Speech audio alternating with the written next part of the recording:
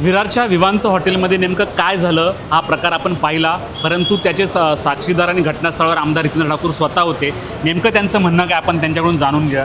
पण हॉटेलमध्ये नेमकं काय झालं, काय होतं, किती पैसे होते, लोकांमध्ये गैरसमज खूप आहे. मला भाजपच्या एका नेत्याने सांगितलं का असं असं विनोद तावडे पैसे वाटप करण्याकरता येत आहेत. माझा अगोदर विश्वास नाही बसला का राष्ट्रीय सरचिटणीस अशा प्रकारचं बारकं हलकं काम करतील, पण दुर्दैवाने ते आलेले बघितलं. खरं तर नियम कायदा असा आहे की 48 तास अगोदर बाहेरून आलेल्या नेत्यांनी मतदारसंघ सोडायचे असतात.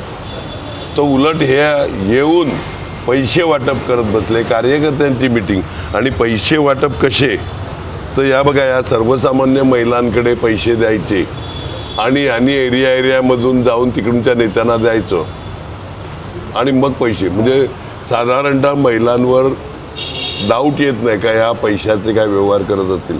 त्यामुळे महिलांची होत नाही, या सगळ्या तोंड लपवून बसलेल्या यांच्या महिला या पैसे घेऊन तिकडे स्पॉटवर पोचवणं हे सगळे उपद्व्याप चालू होते आणि ते वाटप करण्याकरता हे मोदय आलेले.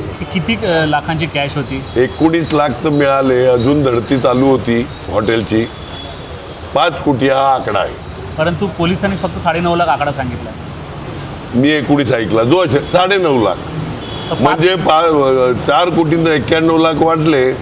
तुमचा आरोप असा आहे की 5 करोड वाटण्यासाठी आले होते. होय. नक्की यात हात कोणाचा आहे?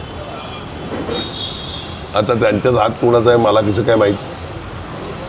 हे कुठे ती डायरी तुम्ही पाहिली? डायरीमध्ये कोणाची नावं होती? डायरीमध्ये वेगवेगळे 5-6 डायऱ्या मिळाल्या, लॅपटॉप मिळालं, पैशाची बॅगा मिळाल्या, आहेत ना सगळं. ते तुम्ही तुमच्या बाजूने काय तक्रार केली आहे पोलीस स्टेशनला? पोलिसांना तक्रार केली, इलेक्शन कमिशन चे माणसं तिकडे होती, आर.ओ. होते, अख्खं ॲडिशनल कमिशनरपर्यंत होते सगळे. पण आता काय सांगाल की ह्या संपूर्ण प्रकरणाकडे काय बघाल? म्हणजे तुम्ही मग काय नाही, हे दाबतील म्हणजे इलेक्शन कमिशन आणि पोलीस प्रशासनाला दाबलं जाईल. याचा तुमच्या निवडणुकीवर काय परिणाम होईल? नाही, माझ्या निवडणुकीवर काय लोकांना कळलं ना खरं काय ते. यांची लायकी कळली लोकांना. पोलीस तुमच्यावर देखील गुन्हा दाखल करतात, आचारसंहिता भंग केला. कसली आचारसंहिता भंग? तुम्ही इंटरव्ह्यू अहो तुम्ही जर आले, मी काय प्रेस बोलवलेली का? तुम्ही आले माईक घेऊन, मी बोललो.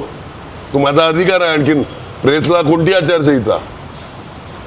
विनोद तावडेंना तुम्ही सेफली बाहेर काढलं नाही तर कदाचित पोलीस प्रशासनानेच विनंती केली का बाबा यांना घेऊन जा, यांच्या गाड्या खराब आहेत. आणि एक माणूस की या नात्याने त्यांना इकडे आणलं, दुसऱ्या गाडीत बसवलं ना पाठवून दिलं. शेवटी काही झालं तरी आम्ही माणुसकी अजून जपलाय. तुम्ही विनोद तावडेंविरोधात काय लेखी तक्रार?